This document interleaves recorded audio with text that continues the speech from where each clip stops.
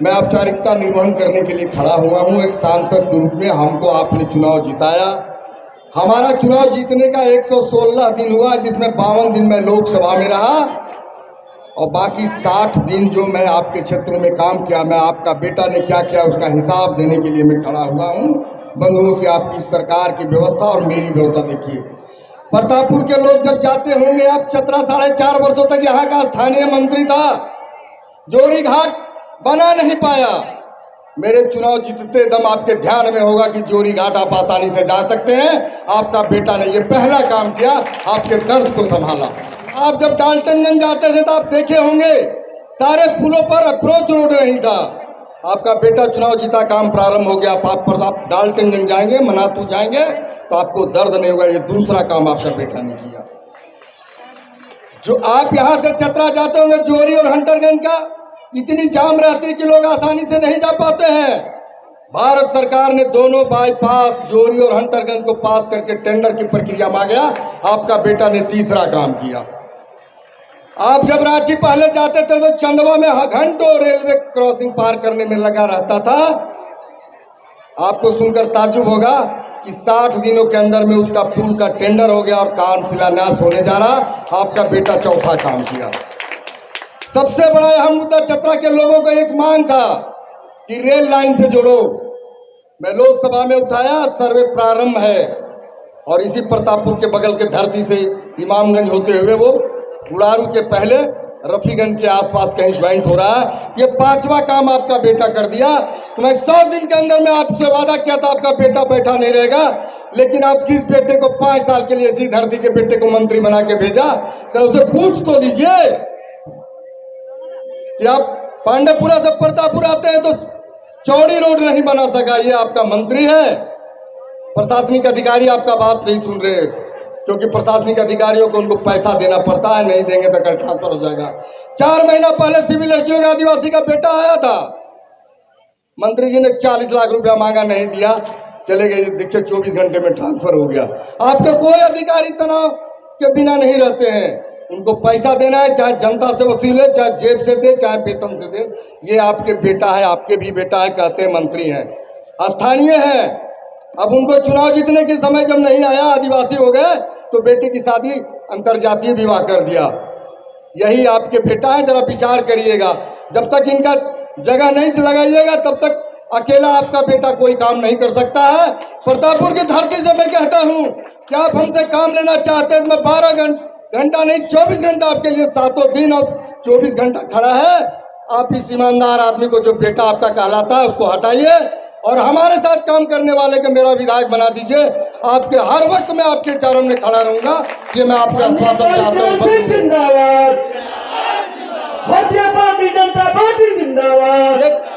ये ठग आदमी मंत्री बना हुआ है। क्या व्यवस्था बना रखा है? आपको दर्द होना चाहिए प्रतापपुर के लोगों को। चतरा जिला का आखिरी बाउंड्री है, चकडुमरवार आखिरी बाउंड्री। वहां से लोग कैसे जाते होंगे चतरा? घंटों लगता है समय। इसलिए बंधुओं, मैं आपसे निवेदन केवल एक शब्द कहने आया हूं कि स्थानीय जो वर्तमान विधायक है उसको बिल्कुल हटाइए और हमारे पार्टी के उम्मीदवार जो कमल फूल छाप लेकर आएगा उसको आप वोट दीजिए। जीवन भर आपका जितनी समस्याएं हैं 4.5 साल में इसने किया है, या पहले से भी जो समस्या है, आपका बेटा आपके दरवाजे पर समस्या का समाधान करेगा। इन्हीं शब्दों के साथ एक बार आपको पुनः प्रणाम, अभिनंदन, वंदन, चंदन और आभार व्यक्त करते अपनी बात समाप्त करता हूँ। बहुत बहुत आभार, बहुत बहुत प्रणाम। इस राज्य सरकार के कारण, इस राज्य सरकार की व्यवस्था के कारण आज लोकतंत्र में आपका सेवक, आपका नौकर, आपका मालिक बनके बैठा हुआ है और ये बर्दाश्त के काबिल नहीं है। आप सोचिए कि आज एक तरफ इनका बहू, इनका बच्चा, इनका बेटा बेटी राजा की तरह जी रहा है, पर आपका बच्चा, आपका बेटा बेटी एक सिपाही की लड़ाई के लिए, एक सिपाही में बहाली के लिए 20-20, 25-25 जान चला जाता है। आपको आज विचार करना होगा कि आपका भविष्य में आपका बच्चा डॉक्टर क्यों नहीं बन सकता, आपका बच्चा क्यों नहीं इंजीनियर बन सकता, आपका बच्चा वीडियो क्यों नहीं बन सकता, आपका बच्चा क्यों नहीं एसपी और कलेक्टर बन सकता है। अगर बनाना है तो भारतीय जनता पार्टी के नेतृत्व में सरकार लाना होगा। आपको बनाना है तो ये बालू चोर, माफिया चोर, दलाल, कोयला चोर लोगों को भगाना होगा। अगर लाना है तो आपको ये भ्रष्टाचारी जो थाना बेचने वाला, जो अंचल को बेचने वाला, वीडियो सीओ को पैरवी पैसे से लेके करने वाला, ये मक्कार सरकार को हटाना होगा। और इसी हटाने के लिए आज हम लोग आपको परिवर्तन सभा में के लिए आपसे निमंत्रण के लिए आए हैं। और मैं आप लोगों से आग्रह करने आया हूँ कि आप यहाँ से संकल्प लेके जाएं कि आने वाले समय में अपने भविष्य में, अपने बच्चों का, अपने परिवार में फिर से नक्सलवाद न हो, फिर उग्रवाद न हो, एक समाज में अच्छा व्यवस्था बने। इसलिए हम आने वाले समय में भारतीय जनता पार्टी में के नेतृत्व में राज्य में सरकार बनाएंगे। यही सब बातों के साथ बहुत बहुत धन्यवाद। आप सबों को नमन करते हुए आज इस परिवर्तन सभा में जितने भी लोग आए हैं, मैं आपका भी अभिनंदन करता हूं। और आपको मैं आज दिलाना चाहता हूं, जब 2019 में विधानसभा का चुनाव हो रहे थे तो महागठबंधन की तरफ से तीनों पार्टियां का अपना घोषणा पत्र आया था। और झारखंड मुक्ति मोर्चा का घोषणा पत्र में हेमंत सोरेन जी ने यह कहा था कि अगर महागठबंधन की सरकार बनेगी तो प्रत्येक वर्ष 5 लाख बेरोजगार युवाओं को हम सरकारी नौकरी देंगे। अगर नौकरी नहीं दे पाए तो स्नातक को 5,000 और स्नातकोत्तर को युवकों को हम 7,000 प्रत्येक महीना बेरोजगारी बता देंगे। आज हम आपसे जानना चाहते हैं कि जो युवा बेरोजगार हैं, क्या किन्हीं को 5,000 7,000 का पेंशन मिला? जवाब आएगा नहीं मिला। विधानसभा का जब सत्र चल रहा था, पूरे प्रदेश में बालू का हाहाकार था। और उस समय के तत्कालीन कृषि मंत्री बादल पत्रलेख जी का हाउस में यह वक्तव्य है कि आज के बाद कोई पुलिस के आदमी बालू का ट्रैक्टर नहीं रोकेंगे। हम जानना चाहते हैं प्रतापपुर वासियों से, क्या बालू का ट्रैक्टर पुलिस वाले रोकते हैं कि नहीं? तो आपका जवाब आएगा जरूर रोकते हैं, केस भी करते हैं। इस सरकार में मंत्री का वक्तव्य का कोई बात नहीं है। चारों तरफ अफरा तफरी का माहौल है। न सरकार के नियंत्रण में पदाधिकारी है, न पुलिस के लोग हैं। सब लोग अपने अपने हिसाब से थाना चला रहे हैं, ब्लॉक चला रहे हैं। और आखिर चलाएंगे क्यों नहीं? एक थानेदार अगर थाना संभालता है तो 25-50 दे के आता है। एक वीडियो सीओ अगर अंचल संभालता है तो 50 दे के आता है। एसपी डीसी का तो रेट बहुत ज्यादा है भैया। ये सरकार बिल्कुल भ्रष्टाचार में लिप्त है। कोई ऐसा क्षेत्र नहीं है, चाहे वह बालू का सवाल हो, चाहे वह पत्थर का सवाल हो, चाहे कोयला का सवाल हो, हर क्षेत्र में हाहाकार मचा हुआ है। बस हम इतना ही आग्रह करने के लिए आपके बीच आए हैं कि जिस प्रकार रघुवर दास जी के समय में उनके नेतृत्व में 5 साल जो सरकार चली है, वह सरकार बेदाग चली है। वह सरकार हर दृष्टिकोण से विकास करने वाली सरकार थी। हम एक बार आपसे आग्रह करना चाहते हैं कि एक बार फिर से भारतीय जनता पार्टी के नेतृत्व में झारखंड में सरकार बने। आप सब भारी बहुमत से भारतीय जनता पार्टी के पक्ष में मतदान करें। इन्हीं चंद शब्दों के साथ बहुत बहुत धन्यवाद। माननीय मंत्री सत्यानंद भोक्ता जी हैं, ये बोलते हैं कि जब तक झूठ नहीं बोलोगे तो वोट नहीं मिलेगा। साथियों, एहसास कराइए क्या नहीं बोला था। वो बोला था कि कोई टीबी और बीबी छोड़ के बाहर नहीं जाएगा, सभी लोग को रोजगार मैं दूंगा। क्या रोजगार मिला? इस सरकार ने कहा था कि युवाओं के जो पढ़े लिखे बीए पास है उसको 5,000, एमए पास है उसको 7,000। जब तक नौकरी नहीं मिलेगी तब तक बेरोजगारी भत्ता देंगे। क्या मिला? यह सरकार भ्रष्टाचार में डूबा हुआ है। यह सरकार को एक पल भी रहने का अधिकार नहीं है। और यह सारे मंत्री झूठ की खेती आप सोच सकते हैं कि कहां गिर सकता है वो आदमी। जनार्दन पासवान के कितना तंग किया, तबाह किया। आप सब लोग मालिक से बैठे हैं, सभी नेता मालिक बैठे हैं। प्रतापपुर से हम लोग हारे हैं। आप सोच सकते हैं, आपको दिल में दर्द होना चाहिए था। क्या किया वो, तरह तरह के षड्यंत्र करके और कुर्सी प्राप्त कर लिया। अब तो वो बोलता है कि 2000 करोड़ के मालिक में हो गया। अब 2000 के मालिक हो गया। अब चतरा जिला में बोलता है, सबके सामने बोलता है कि अब हमको पैसा कोई दिक्कत नहीं है, चतरा जिला में हमसे बड़ा कोई आदमी नहीं है। बड़ा तो ये बैठे हैं मालिक हमारा, जो माता और बहनें बैठे हैं, जो भारतीय जनता पार्टी के कार्यकर्ता बैठे हैं। बड़ा तो इन्होंने बनाया और यही लोग फिर जमीन में गाड़ेगा, यही लोग जमीन धरा देगा। साथियों, आप तजुब करेंगे कि अब एक टंडवा में डैम है, यहाँ सिंचाई का इलाका है, या टंडवा में डैम है। मैं जब एमएलए बना था तब उसको बनवाए थे, और जब हम हारे तो बांध टूट गया। जो 20 गांव का सिंचाई होता था यहाँ पर, लेकिन आज तक वो 5 बरस में एक डैम के रिपेयरिंग नहीं कराया, एक डैम के रिपेयरिंग नहीं कराया। आप तजुब करेंगे, अब हंटरगंज से प्रतापपुर आते हैं, रोड देख लीजिए क्या हालत है। क्या है कि जहाँ 10,000 में जीते थे, अब हम 20,000 देंगे। जहाँ 20,000 दिए थे, अब हम 40,000 देंगे। जीतबे करेंगे, हम ही जीतेंगे, दूसरे कोई नहीं जीतेगा। अब तजुब करेंगे कि अपने जीतने के लिए आदिवासी होने के बाद फिर अपना एक बेटा के शादी अनुसूचित जाति के लड़की से शादी किया, इसलिए वो चस्का हुआ आदमी है, चस्का हुआ है, उसको दिल नहीं मान रहा है। बेवकूफ, तुम बताओ ना कि 5 साल में केवल लूटने के काम किया। डीएमएफटी में कितना कमीशन चल रहा है मालूम है? डीएमएफटी भारत सरकार का पैसा है, इनका राज्य सरकार का पैसा नहीं है। मानिए सांसद के खाली नाम लिखता है, बोलता है कि अरे सांसद है तो नीचे नाम लिखो ना, ऊपर तो हम ही रहेंगे। भैया, डीएमएफटी भारत सरकार, आज आदमी नरेंद्र मोदी जब प्रधानमंत्री बने तो उन्होंने कहा कि जो राजस्व मिलता है, जो रॉयल्टी मिलती है, वह सीधा जिला को जाएगा।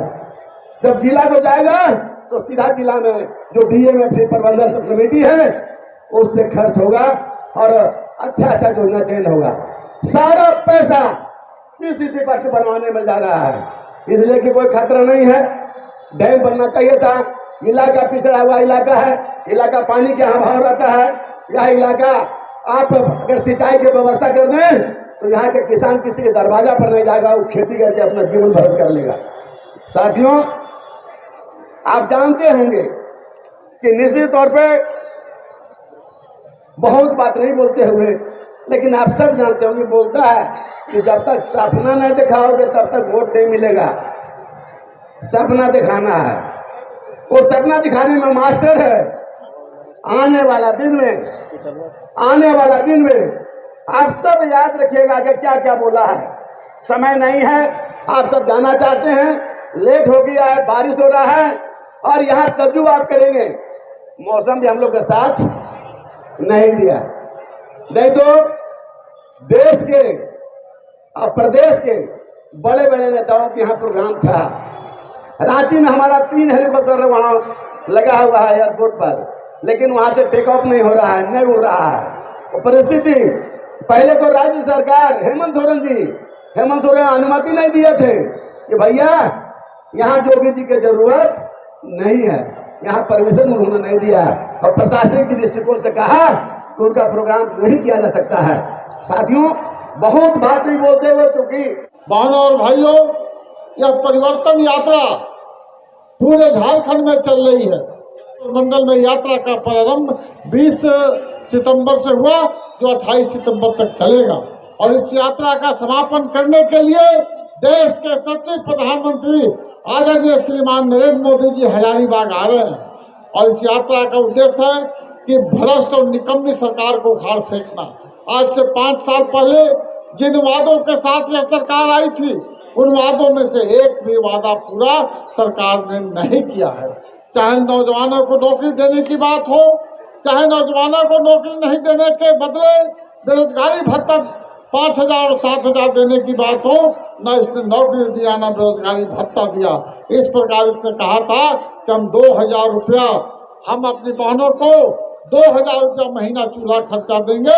आज 5 साल होने जा रहा है, 60 महीना में यदि हम 1,000 रुपया भी दिए रहते, रुपया जो वादा था उसके हिसाब से 1,20,000 रुपया का हिसाब बनता है। और ये 1-2 महीना के लिए मैया योजना लाकर इसने जो ठगने का काम किया है। आज यदि हम विचार करते हैं, किसने कहा था कि 6,000 रुपया प्रति वर्ष लोगों को देंगे और 6,000 के हिसाब से 72,000 रुपया साल का होता है। यदि 72,000 रुपया का हिसाब करते हैं 5 साल का तो 3,60,000 रुपया होता है। इसने 1 पैसा भी देने का काम नहीं किया, ये ठगने का काम किया। यह लूट और झूठ की सरकार है, केवल यहाँ के लोगों को लूटने का काम किया। बहनों और भाइयों, इसलिए इस यात्रा के माध्यम से हम परिवर्तन चाहते हैं। इस यात्रा के माध्यम से हम यहाँ के लोगों को न्याय दिलाना चाहते हैं और इसीलिए भारतीय जनता पार्टी की जो यात्रा है वह यात्रा निकली है और इस यात्रा के माध्यम से परिवर्तन करना चाहते हैं। आज इस राज्य के अंदर बांग्लादेशी घुसपैठिए आज प्रवेश कर चुके हैं। बड़ी संख्या में बांग्लादेशी घुसपैठिए यहाँ पर आए हुए हैं और हमने सरकार से मांग किया है, ये चुनाव आयोग से मांग किया है कि बांग्लादेशी घुसपैठियों का नाम वोटर लिस्ट से काटा जाए। और क्योंकि हमारे डेमोग्राफी का बदलने का काम कर रहे हैं, यदि संथाल परगना का केवल हम चर्चा करते हैं तो संथाल परगना में बड़े पैमाने पर बांग्लादेशी घुसपैठिए घुसे हैं और इसका कारण यह है कि बांग्लादेश और झारखंड का जो बॉर्डर है बीच में केवल 15 किलोमीटर बंगाल का क्षेत्र है और उसके माध्यम से ये लोग सीधा आ रहे हैं। इस प्रकार से हमारे संसाधनों पर लूट करने का काम ये सब कर रहे हैं। बहनों और भाइयों, हम आपसे निवेदन करना चाहते हैं कि अब 2 महीने के भीतर यहाँ नई सरकार का गठन होगा। 2 महीने के भीतर यहाँ से सरकार जाएगी।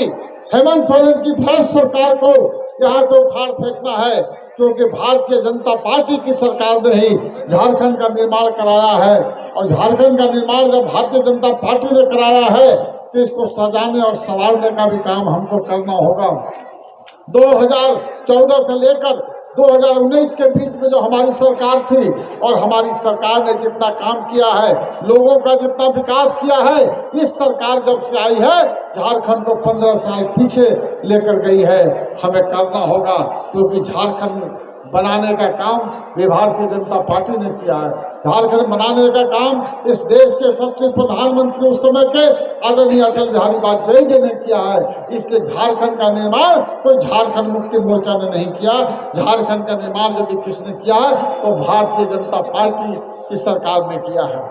भारतीय जनता पार्टी की नेतृत्व वाली सरकार ने 15 नवंबर 2000 को झारखंड दिया है और इस झारखंड को संवारने का काम, इसको विकसित करने का काम, झारखंड के 4 करोड़ लोगों के चेहरे पर मुस्कान लाने का काम, यहाँ के लोगों का तस्वीर और तकदीर बदलने का काम यदि कोई कर सकता है तो भारतीय जनता पार्टी कर सकती है। इसलिए हम परिवर्तन यात्रा के माध्यम से हमारा यात्रा जो निकला है और इस यात्रा का उद्देश्य है कि न सहेंगे न कहेंगे, बदल के रहेंगे। इस उद्देश्य के साथ हम लोग निकले हैं। आज यहाँ कई बार देखा जा रहा है, चतरा में भी हमने आया तो यहाँ के पदाधिकारियों द्वारा किस प्रकार से सत्ताधारी दल का काम किया जाता है।